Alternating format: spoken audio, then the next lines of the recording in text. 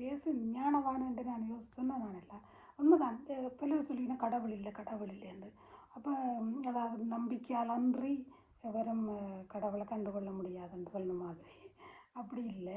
ஏன்னா அந்த இயேசுவை நாங்கள் கண்ணால் கண்ட நாங்கள் இந்த இந்த உலகம் கண்டது எப்படி இலக்கியங்களில் உள்ளவைய மாதிரி கண்டது. அப்போ பிறகு அவர் என்ன செய்தாருன்னா அந்த அநீதி அடக்குமுறை இதுகள் எல்லாருக்கும் இந்த மறைநூல் அறிஞரையே சாடினார்.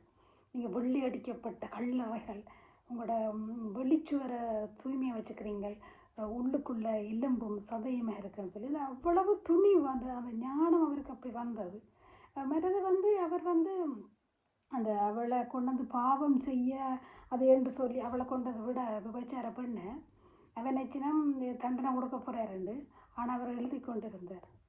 எப்படி இவருக்கு அந்த ஞானம் வந்தது? உங்களில் பாவம் செய்யாதவன் இவன் முதல் கல் எறிகிட்ட. அப்போ அந்த ஞானம் அவருக்கு இருந்திருக்கு. எப்படி அதை சோல்வ் பண்ணுறேன்னு இப்படி ஒரு வித்தியாசமாக சோல்வ் பண்ணுறது மனுஷராலேயே இல்லாத என்ன அது உண்டு. மற்றது இந்த 3 நாளில் இந்த கோயிலை இடிச்சு விடுங்கோ, இந்த கோயிலை கண்டுட்டு கோயிலில் அந்த புறா விற்கிறது எல்லாத்தையும் சேர்த்து எல்லாத்தையும் இழுத்தடிச்சு இந்த கயிறு பின்னி அடித்தாருன்னு சொன்னார். அப்போ அது ஆய்வாளர் சொல்லி நம்ம அது உடலில் அவர் உயிர்ப்பையும் சொல்லியிருக்கலாம். ஆனால் அவர் ஆலயத்தையும் சாடினார்.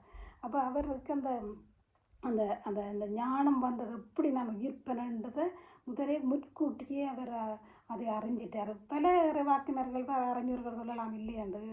ஆனால் அவர் இவ்வளவு புதுமையை செய்து உயிர்த்ததை எழுதி வச்சுருந்தவங்க சும்மா எழுதி வச்சுக்க மாட்டாங்களே என்ன யோசிச்சு பாருங்க. அப்படி என்ன இலக்கியங்கள் இலக்கணங்கள் எல்லாம் தொல்காப்பியத்தில் இருந்து எல்லாமே பொய்யல்லோ. அப்போ நாங்கள் அந்த ஞானவானை அறிஞ்சு கொள்ளுவோம்.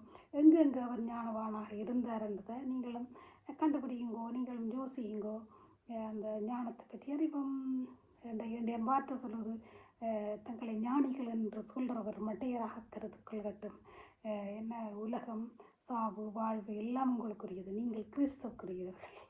கிறிஸ்துவை நான் அவ்வளோ இலக்கியங்கள் அதுகள் ஆய்வுகள் இதுகள் எல்லாம் செய்கிறனால அப்போ இந்த இயேசுவையும் நான் கட்டாயம் செய்ய வேணும். நன்றி, மகிழ்ச்சி, வாழ்த்துக்கள்.